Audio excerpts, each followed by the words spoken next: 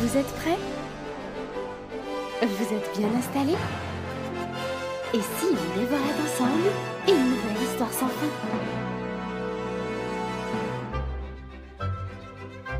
Le prince qui voulait la lune. Il était une fois un prince magnifique. Il était si pur et si gracieux que même dans les livres, personne n'en avait jamais vu de plus beau. Ses parents l'aimaient, ses sujets l'admiraient, et sur toutes les lèvres des jeunes filles, on entendait son prénom, Léon, Léon. Mais malheureusement, un prince sans défaut, c'était bien trop beau. Les années passant, on s'était mis à murmurer au cœur du royaume que le prince Léon ne savait pas aimer et qu'il ne voudrait jamais se marier. Personne au bal n'avait réussi à lui faire tourner la tête. Aucune princesse, qu'elle soit riche ou belle, n'avait pu glisser sa main dans la sienne. Et malgré la promesse d'un grand royaume, aucun comte, marquis ou roi n'avait réussi à faire revenir Léon sur terre. Il y avait pourtant une raison à tous ces noms.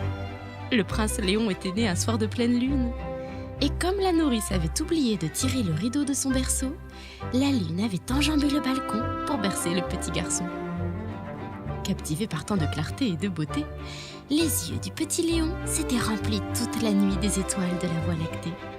Soucieux que leur fils unique reste à jamais dans la lune, le roi et la reine avaient alors décidé de demander à leur fils à quelles conditions il voudrait bien se marier. Bien entendu, la réponse du jeune prince ne s'était pas fait attendre. « Moi, prince Léon, je rêve d'une jeune fille capable de décrocher la lune. » Et dans tout le royaume, les princesses s'étaient mises à affluer. Celles qui venaient des montagnes lui offraient des coffrets remplis de pierres de lune. Les princesses des villes apportaient quant à elles des flacons entiers de poussière de lune. Et même les princesses du désert avaient transformé leur jardin en bassin pour que la lune vienne s'y baigner dedans. Mais les jours étaient passés et aucune jeune fille n'avait vraiment réussi à décrocher la lune. Le prince ne voulait pas simplement un morceau ni un croissant. Il voulait une lune entière et belle. Une lune tellement grosse qu'on puisse y croquer dedans. Et un jour de pleine lune, le miracle se produisit. Là, juste à côté de la lune, une deuxième lune flottait dans les airs, aussi dorée, légère et aérienne. Le prince Léon se frottait les yeux tant il peinait à y croire. De toute sa vie, jamais il n'avait vu la lune se dédoubler. Pourtant, c'était bien réel. La deuxième lune montait dans le ciel, juste à côté de la première, et retombait dans les airs. Précieux d'en avoir le cœur net, le prince Léon enfourcha son cheval et se rendit juste sous la lune. Là-bas, une délicieuse odeur flottait dans l'air. D'ailleurs, devinez-vous ce qui attendait Léon? Ici, dans le très lointain royaume de Bretagne, une jeune dentelière faisait sauter des crêpes.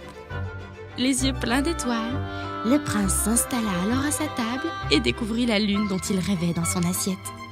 Une lune tout à fait ronde, mordorée et pleine de cratères.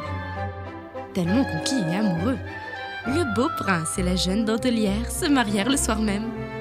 Sans surprise, ils transformèrent leur voyage de noces en lune de miel. Et pendant des années-lumière, le 2 février resta pour tout le royaume un jour mémorable. C'était la Chandeleur, un jour de bonheur.